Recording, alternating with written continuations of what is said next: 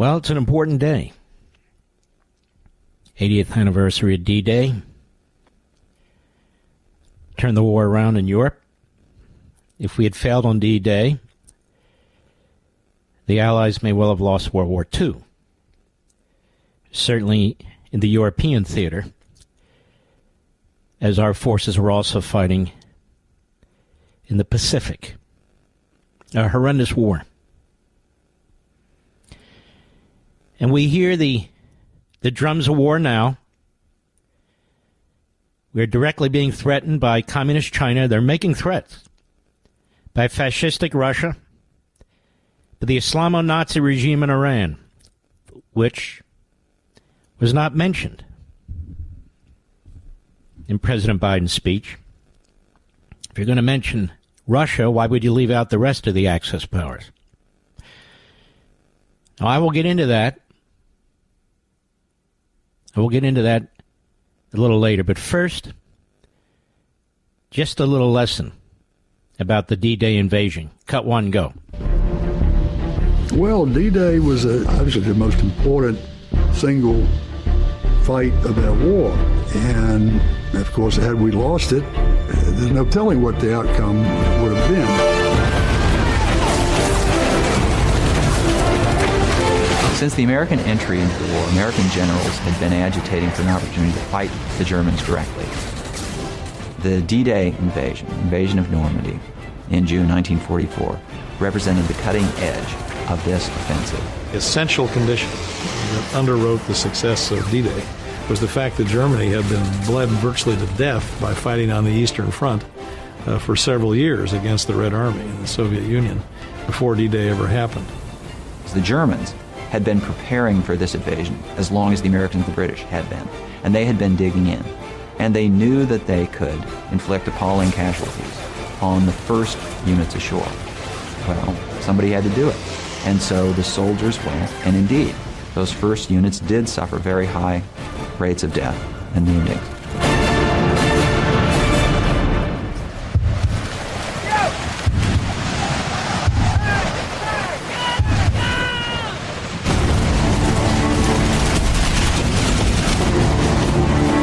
It's one thing to go on a beach with sand dunes. It's something else when you've got enemy on top of these bluffs. And for some reason, naval gunnery was either off or something went wrong there. They couldn't destroy those gun emplacements. But eventually, the weight of the invasion took hold. The numbers of Americans, the numbers of craft, allowed the Americans and the British to establish a beachhead. And once they established a beachhead, then they could bring more and more soldiers and equipment ashore. One thing I don't think either the Japanese or the Germans really counted on was what it meant to come up against a massive capitalist industrial power. The ability to build stuff on a massive scale with massive numbers was just something they hadn't really anticipated. If you look back at the old photographs and the footage of that armada out there off the coast, I don't think they've ever assembled before, after, anything like that. Eventually, it was the technology, it was the weight of American weapons that tipped the balance. But at the very beginning, it was the soldiers, the ones who splashed ashore, the ones who knew that in the first wave, lots and lots of them would never come back. And those are the ones who made possible everything that followed. The Rangers who went in first and the waves that came after them stood right up to it. There was more bravery that day than one can hardly imagine. So many of these battles in World War II were horrendous. Battle of the Bulge, other battles, Iwo Jima. And we can go on, but this battle was the largest armada in the history of the world. And I have to say that if you were storming those beaches when they were firing those massive machine guns down on the beaches, when the doors on those boats flopped down, they were killing. They were killing our Marines right there. many of them before they got out of the boat. And the rounds were so large they could go through 1, 2, even 3 men at a time. Theodore Roosevelt's son, Teddy Jr., was a sergeant. He was an older guy. I think he was in his 50s. He died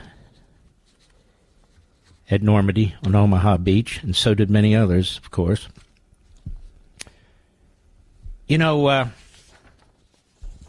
people just, after the attack on Pearl Harbor, of all ages, they rushed in to sign up for the various military services. Hundreds of thousands of them. My mother's father, my grandfather, his brother-in-law, and my father. Father was 17, my grandfather was 34. But there's so many stories. Harold Hal Baumgarten, a D-Day veteran whose recollections inspired the opening scenes of Saving Private Ryan, recalls saying the Shema, one of the most important prayers in the Jewish faith in Hebrew, out loud while storming Omaha Beach. Cut 22, go. I decided to draw a huge Star of David on the back of my Army field jacket. I wrote Bronx, New York, around the Star of David. I had to let the Germans know where I was coming from. My fellow soldiers couldn't believe that I was going to do that. Guys in the outfit said, the Germans are going to cut your so-and-sos off when they see that. We landed about 6:40 on Omaha Beach. Everybody in that boat was killed except for 2 of us. About 30 of our guys were hiding behind 2 tanks to survive. I decided, being Jewish, I better go straight in. I didn't want to look like a coward. I wanted the fellas to see that I didn't have the fear. I'm not going to take cover. I prayed the Shema during that day, out loud. Shema Yisrael, I don't know. Eloheinu, Adonai, Echad. Hear, O Israel, the Lord our God. The Lord is one. That was the only prayer I said on the beach. It was a horrible day. It was the longest day. You're lucky to live through all that. But I did get wounded 5 times. So many stories. So many men gone. We're going to spend a little time on this, but before we take our first break, Ronald Reagan in Normandy, France, June 6, 1984, the 40th anniversary of D-Day. Hat Tip Reagan Foundation. And at the opening, Hat Tip History. Cut 2, go. 40 summers have passed since the battle that you fought here. You were young the day you took these cliffs. Some of you were hardly more than boys with the deepest joys of life before you. Yet you risked everything here. Why? Why did you do it? Well, what impelled you to put aside the instinct for self-preservation and risk your lives to take these cliffs? What inspired all the men of the armies that met here? We look at you and somehow we know the answer. It was faith and belief. It was loyalty and love. The men of Normandy had faith that what they were doing was right, faith that they fought for all humanity, faith that a just God would grant them mercy on this beachhead or on the next. It was the deep knowledge, and pray God we have not lost it, that there is a profound moral difference between the use of force for liberation and the use of force for conquest. You were here to liberate, not to conquer, and so you and those others did not doubt your cause, and you were right not to doubt. You all knew that some things are worth dying for, One's country is worth dying for, and democracy is worth dying for because it's the most deeply honorable form of government ever devised by man. All of you loved liberty. All of you were willing to fight tyranny, and you knew the people of your countries were behind you. The Americans who fought here that morning knew word of the invasion was spreading through the darkness back home. They fought or felt in their hearts, though they couldn't know in fact, that in Georgia they were filling the churches at 4 a.m. In Kansas, they were kneeling on their porches and praying. And in Philadelphia, they were ringing the Liberty Bell. Something else helped the men of D-Day. Their rock-hard belief that Providence would have a great hand in the events that would unfold here, that God was an ally in this great cause. And so the night before the invasion, when Colonel Wolverton asked his parachute troops to kneel with him in prayer, he told them, "Do not bow your heads, but look up so you can see God and ask his blessing in what we are about to do." Also that night, General Matthew Ridgway on his cot, listening in the darkness for the promise God made to Joshua, "I will not fail thee nor forsake thee." These are the things that impelled them. These are the things that shaped the unity of the Allies. When the war was over, there were lives to be rebuilt and governments to be returned to the people. There were nations to be reborn. Above all, there was a new peace to be assured. These were huge and daunting tasks, but the Allies summoned strength from the faith, belief, loyalty, and love of those who fell here. They rebuilt a new Europe together. There was first a great reconciliation among those who had been enemies, all of whom had suffered so greatly. The United States did its part, creating the Marshall Plan to help rebuild our allies and our former enemies. The Marshall Plan led to the Atlantic Alliance, a great alliance that serves to this day as our shield for freedom, for prosperity, and for peace.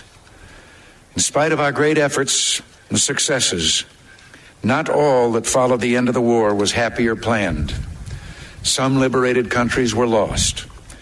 The great sadness of this loss echoes down to our own time in the streets of Warsaw, Prague, and East Berlin. The Soviet troops that came to the center of this continent did not leave when peace came. They're still there, uninvited, unwanted, unyielding, almost 40 years after the war. Because of this, Allied forces still stand on this continent. Today, as 40 years ago, our armies are here for only one purpose: to protect and defend democracy. The only territories we hold are memorials like this one and graveyards where our heroes rest. We in America have learned bitter lessons from 2 world wars. It is better to be here ready to protect the peace than to take blind shelter across the sea, rushing to respond only after freedom is lost. We've learned that isolationism never was and never will be an acceptable response to tyrannical governments with an expansionist intent. But we try always to be prepared for peace, prepared to deter aggression, prepared to negotiate the reduction of arms, and yes, prepared to reach out again in the spirit of reconciliation. In truth, there is no reconciliation we would welcome more than a reconciliation with the Soviet Union, so together we can lessen the risks of war now and forever.